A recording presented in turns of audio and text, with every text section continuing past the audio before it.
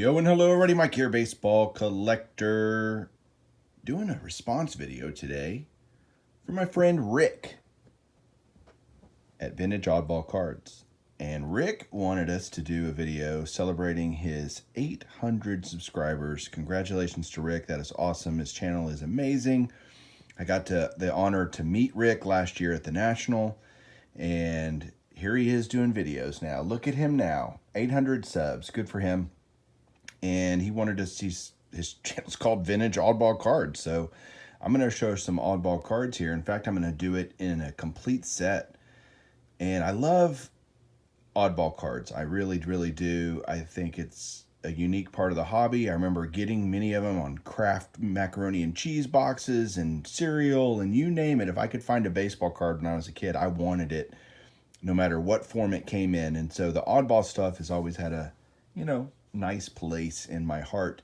And so what I thought I'd show for the contest, I have a lot of oddball cards, and I have a lot of Kellogg's cards, but I wanted to show this set because it really fits me kind of the best, because it's all Hall of Famers and it's a complete set. And here we go.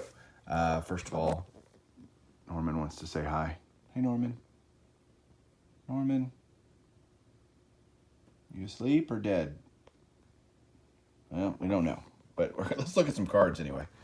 We'll check in on Norman later. Okay, so here's what this is. I'm going to show one of them really close, so you've got this set, and there are 15 cards in this set. It was made by Kellogg's, or produced, I shouldn't say that, distributed by Kellogg's. There's actually an identical set made in 1970, and it was inserted into rolled gold pretzels. And so it's the exact same set. That set was made to commemorate 100 years of baseball and like the anniversary. And so the back has, just a little biography of the player, some highlights, some statistics, etc. And so you got down here, greatest players ever in first 100 years of baseball as selected by the Baseball Writers of America. So that's who chose these, and so I find it interesting who's included in this set and who isn't. So we're going to go through each of them, but here we go. Let's take a look. Let's see how much we agree even today, because 1972 was a long time ago. Maybe it's changed, but here's Walter Johnson, considered the greatest right-handed pitcher. Be hard to argue that even today. You've got Rogers Hornsby, who is the greatest second baseman. That would also be hard to argue, although people might say Joe Morgan. But Rogers Hornsby was pretty insane. Greatest manager ever, John McGraw. Yep, that could still be true. You've got Mickey Cochran as the greatest catcher. I think we would all say Johnny Bench is probably the greatest catcher ever, or Ivan Rodriguez. Then you've got George Sisler. He was a first baseman finalist. So it's funny how there are some guys that are, the greatest ever, and some of them are just finalists, but that's all right. You got Babe Ruth. He is on here twice. He's the only player with 2 cards in the set. There's 14 players total, all of which are in the Hall of Fame. So if you like Hall of Famers, these are pretty reasonably priced, except for Ruth and Garrett. Some guys that are a little more expensive, but by and large, these can be had pretty cheaply, and they look really cool in person. Here's the Ruth, greatest ever. Then you've got Lefty Grove, considered the greatest left-handed pitcher, and then Pie Traynor, greatest third baseman. I think Mike Schmidt would be the greatest third baseman now. Honus Wagner, considered the best shortstop. Don't know that there's been anyone better than him. Eddie Collins was a second baseman finalist.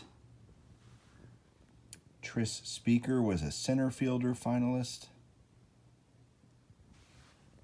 You've got, ironically, Cy Young is a right-handed pitcher finalist. Really? Cy Young, just a finalist, but there were so many great guys back then. Here's the Lou Gehrig, considered the greatest first baseman. I would say that is still true. Ruth, considered the greatest right fielder, is Ruth. And then you've got the greatest left fielder is Cobb. Yep, that'd be a pretty terrorizing lineup if you were a pitcher back in the day. What a great group of players, all legends, all Hall of Famers, and a really, really cool set. I mean, just the 3D imagery, just it's hard to do justice on video, but it's really slick. And if you get them in decent grades, these do have a tendency to crack, so that as a lot of the Kellogg's cards do from this time period, but if you can find them uncracked, they just look so cool. So there you go. That is my video submission of Oddball cards for Rick. Go check him out. He's at 800 subs. Congrats again, Rick. And let's see, Norman. Yeah, he's still there. Norman. Norman, hey. You alive? Well, you're moving. Okay, what do we say, Norman? Keep collecting.